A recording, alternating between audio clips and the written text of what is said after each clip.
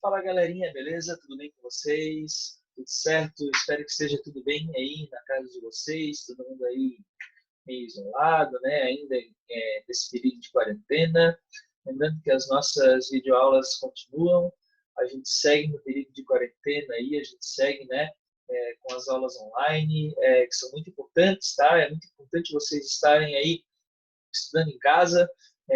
Lembrando que esse período não é um período de férias, né? Apesar de a gente achar que está aí, está todo mundo em casa, todo mundo, apesar de não poder sair, né? Todo mundo sim para aula presencial, mas as aulas online elas estão acontecendo aqui, elas valem, tá? Para concluir o ano de vocês. E é muito importante que vocês se dediquem ao máximo para que é, vocês não percam esse conteúdo, porque, né, se vocês forem pensar, esse período de aulas online depende muito mais de vocês, né, do empenho de vocês, do que dos professores aqui, certo? Lá na sala de aula a gente ainda manda vocês quieto, manda vocês isso, manda vocês aquilo. Nessa hora aqui online, o máximo que a gente pode fazer é contar com com a aplicação de vocês aí no estudo para essas aulas online aí serem o mais efetivas possível, né, gente? Então é o seguinte, vamos continuar com o nosso capítulo, tá? A gente falou um pouquinho sobre a industrialização brasileira, né, as fases da industrialização, e a gente agora vai tratar um pouquinho da urbanização como consequência da industrialização. Então o Brasil começa a se industrializar na virada do século, né, 19 para 20, ali basicamente ali até a partir de 30, né? Mas, né, juntamente com a industrialização, a gente tem também o processo de urbanização do Brasil.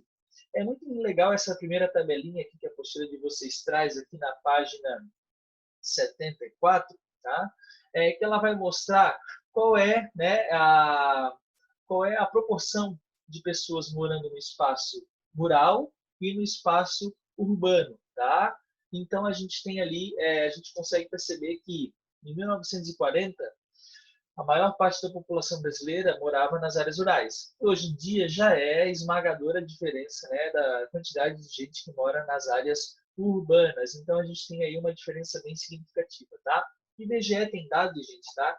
Que de 1920 a 2020 a gente tinha essa diferença assim, ó. Em 1920, 10% da população, aqui esses dados começam de 40, tá? Então, antes, em 1920, 10% da população brasileira, tá? Ela morava em área urbana. Então, quer dizer que 90% da população vivia em área rural. Agora, em 2020, tá? Ainda não tem esse dado oficial, mas já é uma projeção do IBGE. Em 2020, a gente tem 10% da população brasileira atualmente vivendo em área rural, ou seja, 90% da população vive em área urbana.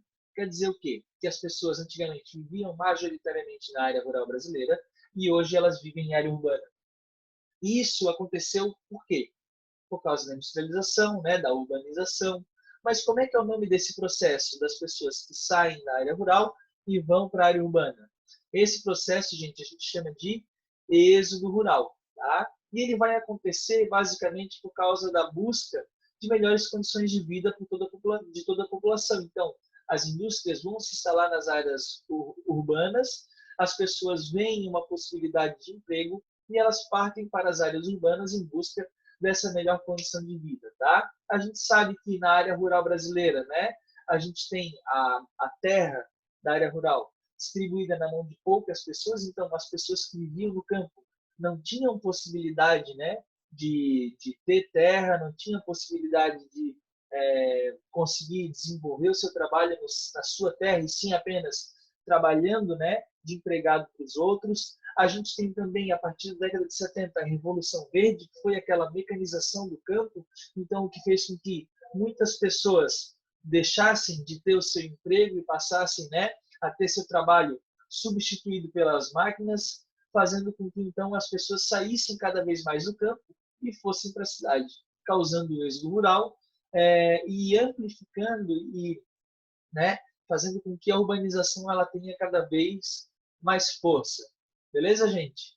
Continuando, então, a gente tem a parte de hierarquia e funções dos centros urbanos. Gente, A urbanização brasileira ela acontece de forma muito rápida. Então, a gente viu lá, de 1920 a 2020, mudou o local de moradia das pessoas. Então, isso é muito rápido para a construção de um espaço urbano.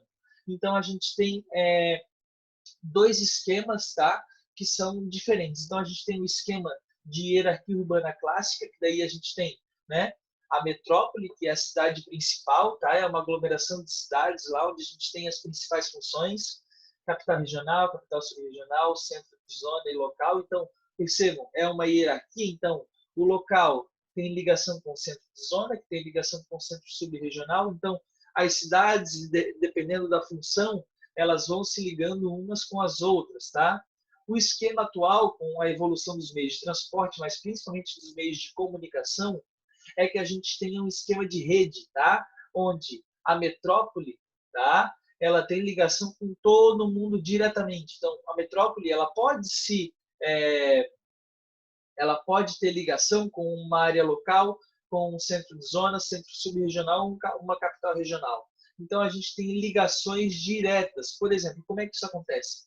Vamos dar um exemplo. Uma vila afastada de um centro urbano e tal, consegue ter uma ligação direta com uma metrópole? Consegue. Como? Hoje em dia, por exemplo, pela internet. Então, as pessoas estão diretamente ligadas, né? Por exemplo, eu moro numa cidade do interior de Santa Catarina e assim por diante, e eu quero ter uma ligação direta com Nova York nos Estados Unidos. Eu consigo? Consigo, né? Consigo, que é uma metrópole mundial. Consigo? Consigo, pela internet. Então, percebam, eu não preciso mais passar pelos níveis, né, para eu chegar a uma ligação com Nova York. Eu posso ter uma ligação direta, certo? Isso acontece por causa da evolução dos meios de transporte e comunicação. Beleza? E por último aqui, a gente só tem que entender a questão das regiões metropolitanas e da conurbação. Então, as regiões metropolitanas, gente, nada mais é do que uma área onde a gente tem uma metrópole, uma cidade principal e várias cidades no entorno que dependem daquela metrópole para alguma coisa. Por exemplo, é a região metropolitana de Florianópolis. Então, fazem parte várias cidades no entorno de Florianópolis, né? Fazem parte da região metropolitana. Caso de São José, caso de Palhoça, Biguaçu, tudo mais, tá? A conurbação, gente, também é um outro fenômeno urbano que vai se dar da seguinte forma. A conurbação é a junção de duas ou mais cidades, vizinhas, claro, onde a gente não consegue perceber o início de uma e o final de outra. Aí eu pergunto para vocês, onde é que é o final de Florianópolis e o início de São José? É na ponte? Não é. Qual o ponto da Via Expressa ali? Começa São José e termina Florianópolis. Não dá para a gente saber, né, ao certo assim, porque as cidades são conurbadas. Palhoça e São José. Então, eu moro na Palhoça, eu vou trabalhar aí na escola em São José. Qual é o ponto ali que eu digo assim, pô, saí de Palhoça e estou indo a São José. Estou em São José. Quando isso acontece? Não dá para a gente ter certeza porque as cidades estão completamente interligadas. A BR-101 não termina a BR-101 e começa uma outra estrada. Não. Então, ela continua. Então, a gente tem ali conurbação, tá? É quando a gente tem essa junção que a gente não consegue, né, diferenciar uma cidade da outra. E, por último, a gente tem a megalópole, que é a junção de duas ou mais metrópoles, tá? São áreas onde a gente tem ligações comerciais muito importantes, são áreas, são cidades, né? São locais com uma importância mundial, tá? Ou até nacional, muito grande, tá? E aí a gente tem, por exemplo, a megalópole de São Paulo, certo? É um exemplo de megalópole, tá bom, gente? Que é muito importante para o Brasil e também para o mundo. Beleza? Assim a gente termina o capítulo. Eu peço que vocês façam os exercícios, esses aqui do final do capítulo, ó, até o final. Depois, amanhã, quando a gente tirar dúvida, eu posso corrigir alguns com vocês. E aí, na semana que vem, a gente começa o capítulo 5, regiões do Brasil. Beleza, gente? Um beijo, um abraço para vocês. Até mais.